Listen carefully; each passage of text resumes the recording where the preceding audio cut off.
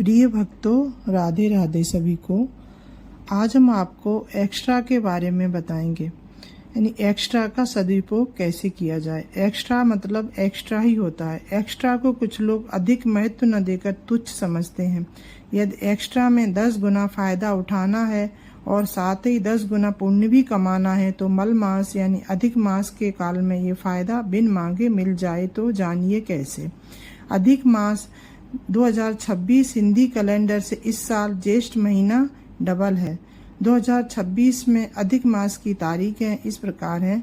ये मास शुरू हो रहा है रविवार 17 मई 2026 से और समाप्त हो रहा है सोमवार 15 जून 2026 को।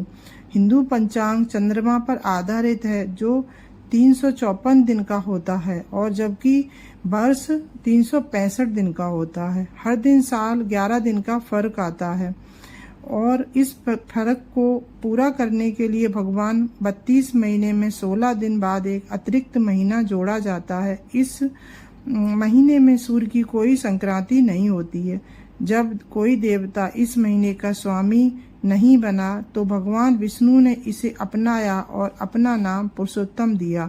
इसलिए ये महाविष्णु जी को समर्पित है। कुछ लोग इसे मलमास मानकर शुभ काम टालते हैं। माना जाता है इस महीने में किए गए दान, जप, व्रत, पाठ का 10 गुना फल मिलता है। यह आत्म शुद्धि, भक्ति और दान्य पुण्य के लिए सबसे उत्तम समय है। 2026 में अधिक मास के मुख्य व्रत त्योहार इस प्रकार हैं।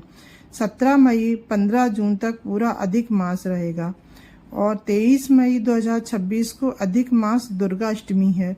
17 मई 2026 को पद्मिनी एकादशी है। 31 मई 2026 को अधिक ज्येष्ठ पूर्णिमा है और 2026 11 जून को परमा एकादशी है। 15 जून 2026 को अधिक मास समाप्त है, यानी अधिक मास की अमावस्या है, तो यानी अधिक मास समाप्त है। क्या करें और क्या नहीं करें। भगवान विष्णु की पूजा, विष्णु सहस्त्र नाम, मंत्र जाप, भगवत गीता, विष्णु पुराण, भागवत का पाठ, दान, पुण्य, अन्न, वस्त्र, जलदान, एकादशी व्रत, संयम जीवन, सांस्कृतिक भोजन, दीपदान, ध्यान, तीर्थ यात्रा करना चाहिए। और क्या नहीं करना चाहिए। विवाह, सगाई, गृह प्रवेश, मुंडन, जनेऊ, संस्कार, नया व्यापार, भूमि पूजन ये कार्य नहीं करना चाहिए। मकान, वाहन खरीदना, बड़े शुभ कार्य नहीं करना चाहिए और शास्त्रों की भोजन करें।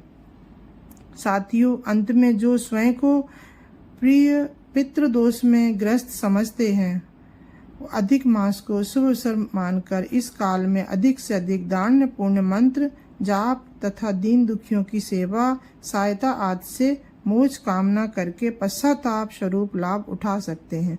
इस प्रकार एक्स्ट्रा का भी सदुपयोग किया जा सकता है। और हम आपको मल मास की एक छोटी सी कहानी सुनाने जा रहे हैं। पुरुषोत्तम मास मल मास की पवित्र कहानी है। सब महीनों में सर्वश्रेष्ठ बना पुरुषोत्तम मास। तो सुनिए कैसे बना।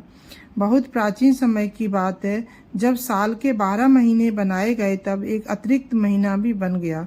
उस महीने का कोई स्वामी नहीं था। सभी लोग उसे अशुभ मानते थे और मलमास कहकर उसका अपमान करते थे। कोई भी कार्य, विवाह, उत्सव उस महीने में नहीं किया जाता था। यह सुनकर मलमास बहुत दुखी रहने लगा और रोता हुआ देवताओं के पास गया, लेकिन किसी ने उसकी सहायता नहीं की।